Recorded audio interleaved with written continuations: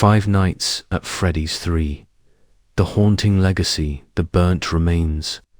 The movie opens in the aftermath of a massive fire-charred ruins of Fazbear's Fright smolder in the night. Emergency workers recover strange, partly melted animatronic parts. A secretive corporation, SilverMist Robotics, takes possession of the remains under the guise of historical preservation. In truth, they're planning to repackage horror for profit. The new security guard, cut to present day, a new attraction, is announced Fazbear's Legacy, a VR horror experience housed in a sleek, tech-heavy facility.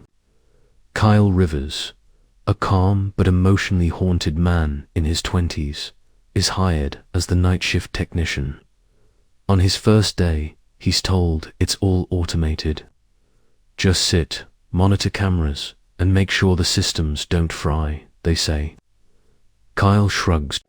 Seems easy, but as the lights dim, the shadows whisper. Phantom sightings. On night 1, Kyle is alone in the security office. Cameras flicker. He sees blurry, faded animatronics, Phantom, Freddy Chica Foxy, and Balloon Boy flashing across monitors, disappearing when he checks. Static buzzes. He writes it off as VR glitches. But when he turns, the Phantom Chica briefly appears beside him and vanishes. The line between hallucination and reality begins to bend. The journal. While fixing a corrupted console, Kyle finds an old, fire-damaged journal tucked behind the desk. The name on it, Michael Afton. The journal speaks of guilt, souls trapped in machines, and something locked in the spring suit that must never be released again. Kyle reads in disbelief, not knowing he's already too late. Springtrap returns night 2.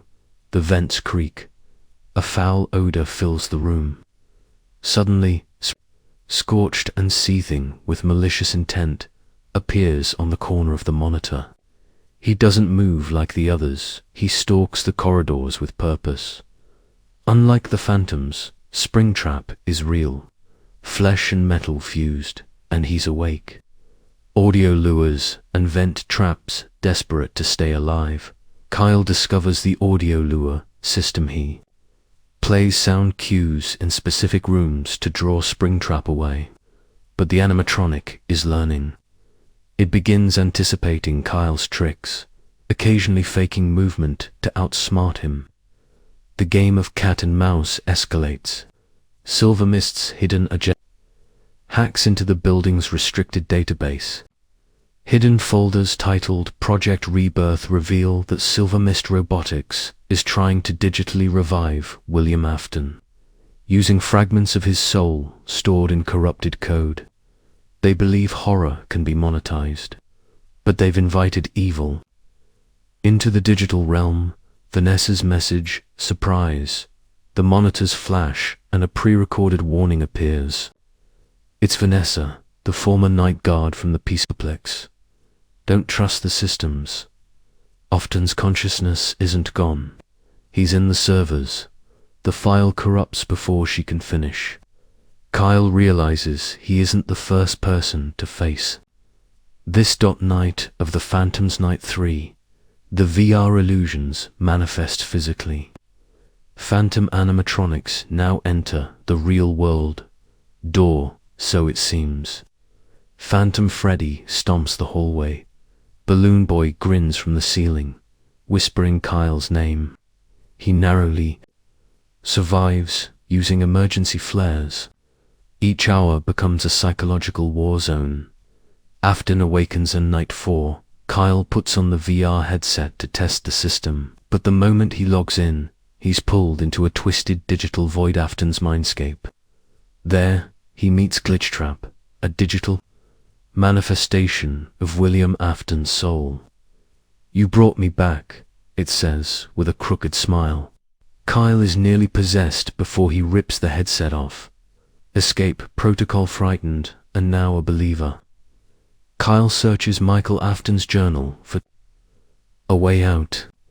He finds a final entry, an escape protocol embedded in the system of full facility purge and digital wipeout. But it requires 2 access levels to trigger, and he only has 1. Ally in the shadows, while investigating the lower levels, Kyle is attacked by Phantom Foxy only, to be rescued by Lena, a rebellious teen hacker. Her brother went missing in the facility months ago. She's been infiltrating SilverMist's servers, searching for answers. Kyle and Lena form a tense alliance.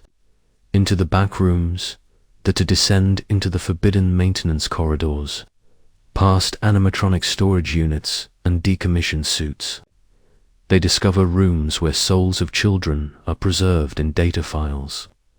One of them, labeled Sarah, whispers through the speakers, "Free us." Kyle is shaken to the core. The truth about Project Rebirth. Lena finds a file showing the real endgame. SilverMist wants to transfer Afton's essence into a new AI-infused animatronic body, something stronger, faster, and invincible. This creation is codenamed Nightmare Afton.